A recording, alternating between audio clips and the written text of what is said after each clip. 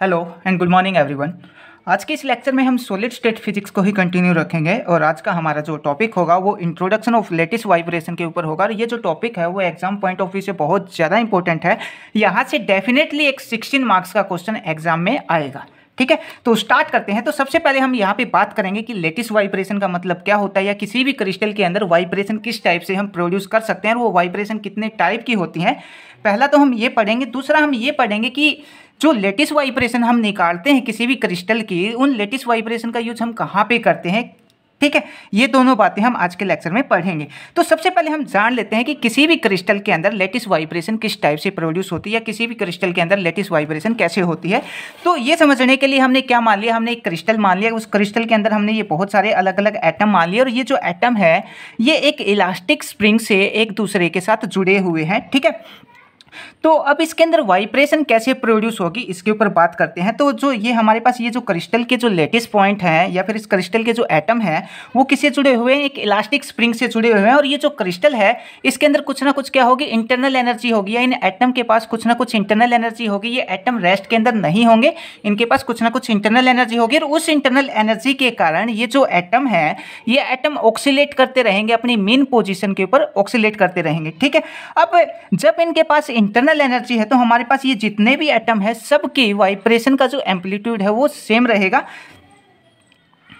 एक तो हम इस टाइप से किसी भी क्रिस्टल के अंदर वाइब्रेशन प्रोड्यूस कर सकते हैं। दूसरा रीजन क्या होता है, इस क्रिस्टल के ऊपर मैं बाहर से फोर्स लगाऊं या बाहर से मैं इसको हीट एनर्जी दूं तो क्या होगा, ये जो एटम है वो एनर्जी गेन कर लेंगे, और एनर्जी गेन करने के बाद क्या करेंगे, अपनी मेन पोजीशन के ऊपर ऑक्सीलेट करना स्टार्ट कर देंगे। इंटरनल एनर्जी के केस में क्या था, यहाँ पे इनकी जो वाइब्रेशन का एम्पलीट्यूड था वो बहुत ज़्यादा कम था, पर मैं बाहर से जब फोर्स लगाऊंगा या इसको थर्मल एनर्जी प्रोवाइड करूंगा तो इसकी वाइब्रेशन का एम्पलीट्यूड क्या हो जाएगा, इन एटम की वाइब्रेशन का एम्पलीट्यूड बहुत ज़्यादा हो जाएगा। अब सेकेंड केस में ये है कि जब हम बाहर से हीट प्रोवाइड करते हैं, बाहर से थर्मल एनर्जी देते हैं, तो ये एटम के पास एनर्जी आएगी, ये एटम ऑक्सीलेट करना स्टार्ट करेगा, ये एटम अपना कुछ मोमेंटम किसको ट्रांसफर कर देगा, सेकंड एटम को ट्रांसफर कर देगा। ऐसे ही सेकंड थर्ड को कर देगा, थर्ड फोर्थ को कर देगा। ठीक है, अब जैसे जैसे ये मोमेंटम ट्रांसफर करते जाएंगे तो इस तरफ जो मोमेंटम है वो इनका क्या होता जाएगा, डिक्रीज होता जाएगा। मतलब इस एटम का जो वाइब्रेशन का एम्पलीट्यूड है वो सबसे ज़्यादा होगा, इस एटम का स्लाइटली सा कम होगा। जैसे जैसे दूर जाते जाएंगे तो इनकी वाइब्रेशन का एम्पलीट्यूड कम होता जाएगा। किस केस में, जब हम बाहर से फोर्स लगाते हैं या बाहर से कोई हम थर्मल एनर्जी प्रोवाइड करते हैं, उस केस में इसकी वाइब्रेशन का एम्पलीट्यूड कम होता जाएगा।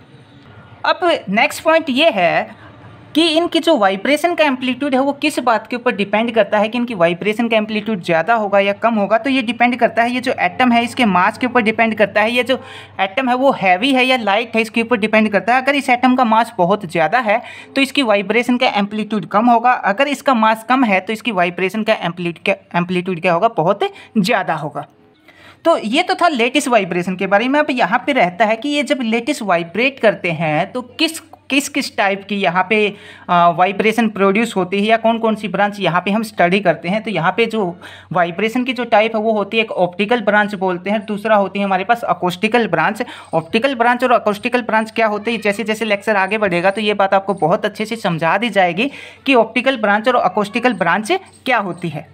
उसके बाद जो नेक्स्ट पॉइंट है, नेक्स्ट पॉइंट में ये है कि हम इस लेटिस वाइब्रेशन के बारे में स्टडी क्यों करते हैं। किसी भी क्रिस्टल की लेटिस वाइब्रेशन के बारे में स्टडी करने का रीज़न ये होता है कि हमें उस लेटिस की प्रॉपर्टी के बारे में पता लग जाता है, लाइक उसकी इलेक्ट्रिकल प्रॉपर्टी है, या साउंड कितना साउंड वेव की वेलोसिटी कितना होगी, या फिर thermal property, elastic property, optical property, इन सब के बारे में पता लग जाता है। जैसे कि हमने सुपर कंडक्टर के अंदर पढ़ा था कि जो सुपर कंडक्टिविटी शो करते हैं वो भी क्या होता है, इस लेटिस वाइब्रेशन का ही कहीं ना कहीं फिनोमिना होता है।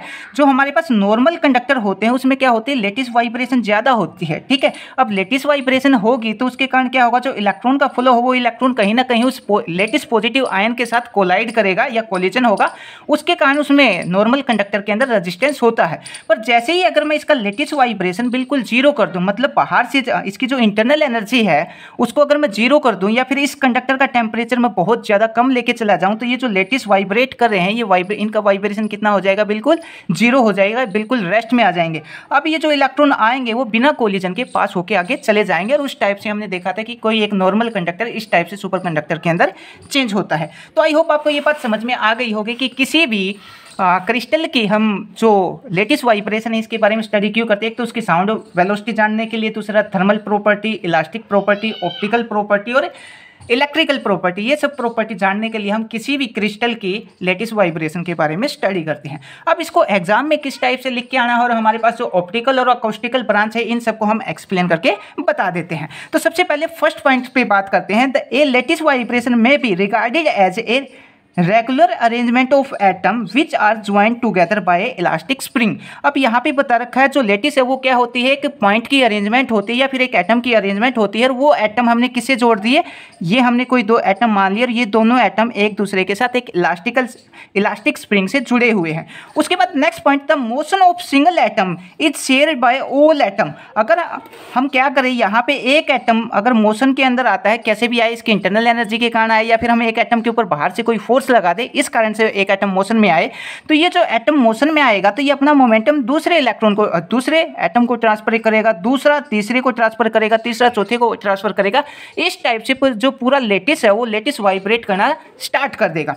तो यहाँ पे यही पता रखा था, motion of single atom is shared by all the atom and the motion of atom is coupled. और इस टाइप से जितना भी मोशन होगा उस क्रिस्टल के अंदर एटम का, वो क्या हो जाएगा, कपल्ड हो जाएगा। इस टाइप से वो एक एटम से कंप्लीट एटम का मोशन जुड़ा हुआ है। अब यहाँ पे हम ये भी बोल सकते हैं जिस एटम के ऊपर हम बाहर से फोर्स लगाते हैं उसका वाइब्रेशन सबसे ज़्यादा होगा और बाकी का वाइब्रेशन कम होता जाएगा। पहले एटम दूसरे एटम में ट्रांसफर करेगा, दूसरा तीसरे में, इस टाइप से उसका जो वाइब्रेशन का एम्पलीट्यूड है या जो मोमेंटम है वो कम होता जाएगा। उसके बाद next point, lattice vibration is the oscillation of atom. अब यहाँ पे ये बता रखा है लेटिस वाइब्रेशन का मतलब क्या होता है, जो एटम होते हैं वो सिंपल हार्मोनिक मोशन के अंदर होते हैं या फिर वो एटम ऑक्सीलेट करते हैं अपनी मेन पोजीशन के ऊपर। और यहाँ पे हम एक पॉइंट ये भी लेके चल सकते हैं कि ये जो एटम इनिशियली हम लेके चले हैं तो इनके बीच में जो डिस्टेंस है वो आर डिस्टेंस हमने मान ली, R distance in the sense equilibrium distance. अब इक्विलिब्रियम डिस्टेंस क्या होती है, इक्विलिब्रियम डिस्टेंस के बारे में भी हम जान लेते हैं। हमने मान लिया हमारे पास ये कोई दो एटम है, ठीक है, और ये इनका न्यूक्लियस, ये दो इलेक्ट्रॉन इस टाइप से, ठीक है। जब अब इसमें क्या होगा, ये दोनों इलेक्ट्रॉन एक दूसरे को क्या करेंगे, रिपेल करेंगे, क्योंकि इलेक्ट्रॉन पे नेगेटिव चार्ज होता है। ये दोनों इलेक्ट्रॉन भी एक दूसरे को रिपेल करेंगे, न्यूक्लियस भी एक दूसरे को रिपेल करेगा। अब ये वाला जो न्यूक्लियस है, फर्स्ट एटम का न्यूक्लियस सेकंड एटम के इलेक्ट्रॉन के ऊपर क्या करेगा, इलेक्ट्रॉन को क्या करेगा, अट्रैक्ट करेगा। मतलब यहाँ पे कुछ ना कुछ अट्रैक्शन का फोर्स भी होगा और यहाँ पे कुछ रिपल्सन का फोर्स भी होगा। तो ये इक्विलिब्रियम में कब होंगे, इक्विलिब्रियम में तब होंगे जब इनका अट्रैक्शन का और रिपल्सन का फोर्स क्या हो जाए, इक्वल हो जाए। उस टाइम ये दोनों एटम क्या आ जाएंगे, इक्विलिब्रियम के अंदर आ जाएंगे। तो हमने इस टाइप से, हालांकि हम इस बात का यहाँ पे यूज नहीं करेंगे, पर जब वन डायमेंशन मोनोएटॉमिक लेटिस के बारे में हम स्टडी करेंगे, उसका डेरिवेशन करेंगे, वहाँ पे इस बात का बहुत ज़्यादा यूज किया जाएगा। तो यहाँ पे यही बता रखा, lattice vibration is the oscillation of atom. Lattice vibration क्या होती है, एटम की ऑक्सीलेशन होती है in a solid about the equilibrium position. आपको इक्विलिब्रियम पोजीशन के बारे में भी पता लग गया होगा। उसके बाद next point, the lattice may be vibrate freely in the normal mode. अगर लेटिस अपनी इंटरनल एनर्जी से वाइब्रेट कर रहा है तो उसको हम क्या बोलेंगे, नॉर्मल मोड बोलेंगे। अगर लेटिस को बाहर से कोई भी एनर्जी प्रोवाइड नहीं करवा रखी है तो क्या होता है, जो क्रिस्टल होता है उस क्रिस्टल के पास अपनी क्या होती है, इंटरनल एनर्जी होती है। उस इंटरनल एनर्जी से वो वाइब्रेट करता है और जब कोई भी क्रिस्टल इंटरनल एनर्जी से वाइब्रेट करता है तो सबके सब जितने भी एटम है अपने पास, सबका जो वाइब्रेशन है वो सेम होगा, वाइब्रेशन का एम्पलीट्यूड सेम होगा। इट्स इंटरनल एनर्जी, अब यहाँ पे बता रखा जो नॉर्मल मोड है वो किसके कारण होता है, उस क्रिस्टल की इंटरनल एनर्जी के कारण होता है। और may be experience force vibration under the effect of dynamical motion या डायनामिकल फोर्स। मतलब एक तो इंटरनल एनर्जी के कारण वाइब्रेट कर सकते हैं, दूसरा रीजन ये बता रखा अगर हम बाहर से फोर्स लगाएं तो भी वो एटम क्या कर सकते हैं, वाइब्रेट कर सकते हैं। तो यहाँ पे ये बता रखा है एक्सटर्नल फोर्स विच में भी मैकेनिकल और इलेक्ट्रोमैग्नेटिकल इन नेचर। जो हम बाहर से फोर्स लगाते हैं वो मैकेनिकल फोर्स भी हो सकता है और इलेक्ट्रोमैग्नेटिक फोर्स, इलेक्ट्रोमैग्नेटिक नेचर का भी वो हो सकता है। अब ये मैकेनिकल और इलेक्ट्रोमैग्नेटिक का क्या मतलब है, यहाँ पे ये हम जो ऑप्टिकल ब्रांच और अकोस्टिकल ब्रांच पढ़ेंगे उसके अंदर हम ये बात अच्छे से समझ लेंगे कि मैकेनिकल और इलेक्ट्रोमैग्नेटिक का क्या मतलब है। उसके बाद next point, in normal mode all the ions move with A well defined amplitude. अब जब इंटरनल एनर्जी से या नॉर्मल मोड से जब वो एटम ऑक्सीलेट करते हैं तो उनकी वेल डिफाइंड एनर्जी होती है। यहाँ पे एक पॉइंट ये भी इंपॉर्टेंट है, जब वो एटम वाइब्रेट करते हैं और वाइब्रेट करते हैं तो वहाँ पे एक वेव प्रोड्यूस होती है, उसको हम लेटिस वेव भी बोलते हैं, ठीक है। उसके बाद नेक्स्ट पॉइंट में क्या बता रखा है, normal mode has the same amplitude in each ion. अगर इंटरनल एनर्जी से वाइब्रेट कर रहे हैं, नॉर्मल मोड है, नॉर्मल मोड में जितने भी आयंस हैं हमारे पास, जितने भी एटम है, सबका एम्पलीट्यूड क्या रहेगा, सेम रहेगा। उसके बाद next point, due to the lattice vibration a wave is produce, this wave is known as a lattice wave. अब लेटिस वाइब्रेशन से जो वेव प्रोड्यूस होगी उसको हम क्या बोलेंगे, लेटिस वेव बोलेंगे। उसके बाद नेक्स्ट पॉइंट, ये बहुत ज़्यादा इंपॉर्टेंट पॉइंट है, जैसे जैसे हम आगे के टॉपिक पढ़ेंगे तो आगे ये बहुत ज़्यादा यूज किया जाएगा और इनका मैथमेटिकल डेरिवेशन भी होगा जो हम एक एक करके बहुत अच्छे से कवर करेंगे। तो the type of lattice vibration are associated with acoustical and some optical property. अब जब कोई भी लेटिस वाइब्रेट करता है तो वहाँ पे कुछ अकोस्टिकल प्रॉपर्टी होती है या ऑप्टिकल प्रॉपर्टी होती है, या फिर हम सिंपल वर्ड्स में ये बोल सकते हैं तो वाइब्रेशन होती है वो दो टाइप की होती है यहाँ पे, एक तो ऑप्टिकल होती है, दूसरा अकोस्टिकल होती है। अब हम यहाँ पे जानेंगे कि ऑप्टिकल ब्रांच या फिर ऑप्टिकल वाइब्रेशन को हम ऑप्टिकल ब्रांच भी बोल सकते हैं, दूसरा अकोस्टिकल ब्रांच, इन दोनों के अंदर क्या होता है।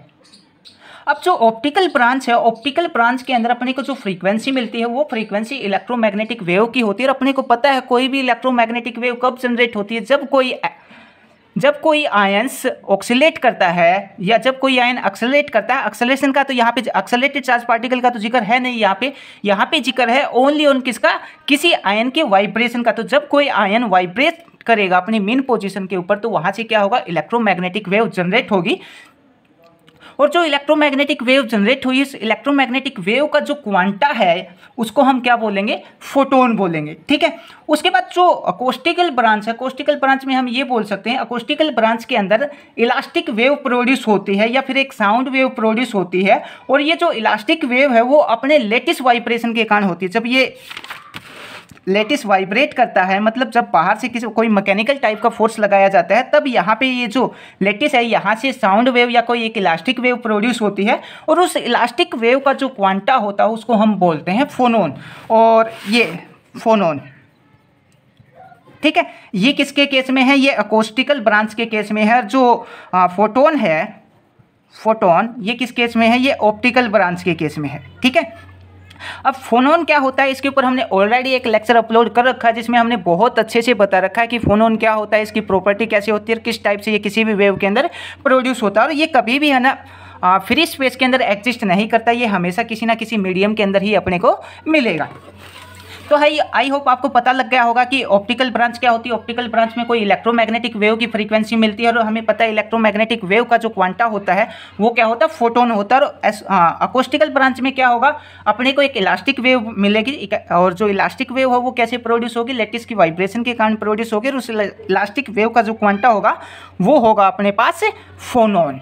ठीक है। उसके बाद next point, The characteristics of elastic vibration motion of crystal easily investigated by considering one dimension lattice। अब अगर हमें किसी भी क्रिस्टल की इलास्टिक वाइब्रेशन के बारे में पता लगाना है तो हम क्या लेके चलेंगे, वन डायमेंशन लेटिस लेके चलेंगे। वन डायमेंशन का पता लगाने के बाद उससे हम 2 का भी लगा सकते हैं और उससे हम 3 का भी निकाल सकते हैं।